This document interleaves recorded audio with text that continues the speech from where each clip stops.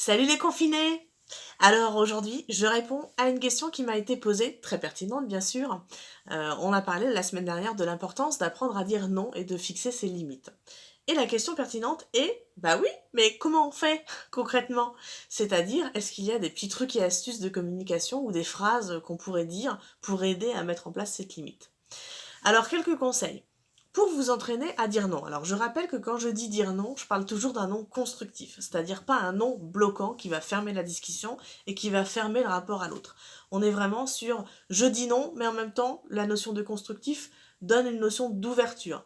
Je dis non, mais je vais rester ouvert au point de vue de l'autre, mais je vais lui proposer une alternative ou une autre solution, mais je vais essayer de trouver un terrain d'entente, un compromis ensemble, donc ça c'est important de justement pas être dans cette démarche de fermeture. Donc un non constructif. Petit conseil pour vous entraîner, puisque on l'a vu, il n'y a que ça qui marche, hein, la pratique quotidienne. Alors, évitez de faire ça direct avec votre mère, votre fils ou votre conjoint. On se fixe d'abord des objectifs sur des personnes où il n'y a pas d'enjeu particulier, en tout cas il n'y a pas d'affect. Ce qui est bien, c'est le vendeur qui vous enquiquine un peu à vouloir vous vendre un truc. Ou le très bon exemple aussi, le démarcheur. Vous savez, je sais pas si chez vous c'est pareil, mais on a beaucoup nous en ce moment, enfin déjà avant, de démarcheurs d'associations qui viennent essayer de récupérer des adhésions. Vous savez, il vous attend au bout de la rue, vous le voyez bien avec son gilet de couleur, vous voyez qu'il vous regarde et qu'il vous attend, et là vous vous dites ah comment je vais faire pour esquiver. Très bon exemple pour l'écouter et justement ne pas adhérer à l'association si vous n'en avez pas envie. Voilà, ça c'était un petit cas personnel. Ensuite, ce qui va vous aider, c'est tous les principes de communication non violente, hein, la fameuse CNV, et aussi l'analyse transactionnelle, pour ceux qui connaissent, de par le mode adulte. C'est-à-dire comment je vais pouvoir exprimer clairement le fait de dire non. Vous pouvez, déjà, règle de base, utiliser le je à la place du tu ou du vous. Parce que quand vous utilisez une phrase en commençant par le tu, vous êtes souvent un peu, en tout cas c'est un risque, l'autre peut se sentir accusé, un peu agressé, visé en tout cas, et il risque de répondre par la défensive. Donc vraiment la règle primaire, c'est quand j'exprime quelque chose, je dis je parce que c'est ma vérité à moi, c'est mon éclairage, mon opinion, ça m'appartient, et voilà, c'est vraiment, j'en prends l'entière responsabilité quelque part. C'est pas pareil de dire je me sens en colère que de dire tu m'énerves. Voilà, donc le problème c'est que qui dit risque d'agressivité dit risque d'escalade vers le conflit, et c'est pas du tout ce qu'on veut en termes de communication efficace. Donc l'utilisation du jeu. Qu'est-ce qu'il y a d'autre? Vous pouvez aussi, dire tout simplement, vous faites des petites phrases type un peu je te remercie pour ta proposition, mais je vais pas y donner suite, ou je ne suis pas intéressée. Donc vous voyez, vous utilisez le jeu, vous faites pas de jugement négatif sur ce que l'autre vous propose. Et aussi, quand on fait ça, le travers qu'on a, c'est qu'on veut toujours se justifier. Non, mais je dis non, mais parce que, ou alors par exemple, des amis vous invitent à manger, vous n'avez pas du tout envie d'y aller.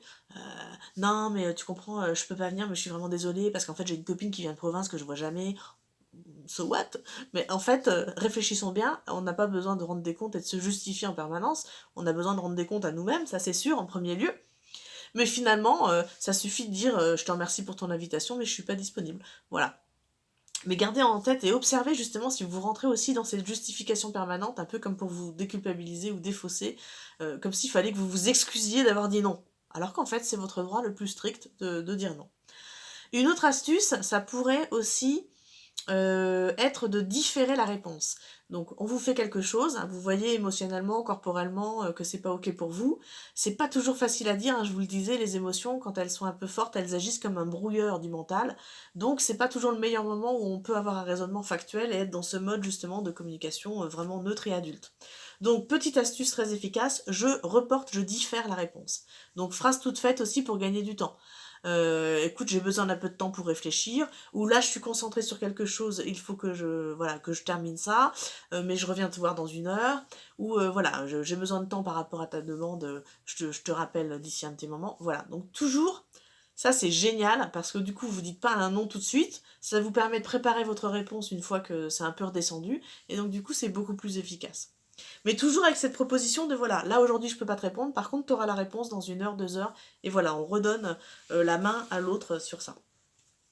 Voilà ce que je voulais vous dire. Je pourrais vous en parler des heures, évidemment, comme tous les sujets. Mais bon, en tout cas, c'était pour répondre à la question sur les petits trucs et astuces pour pouvoir dire non de manière plus constructive.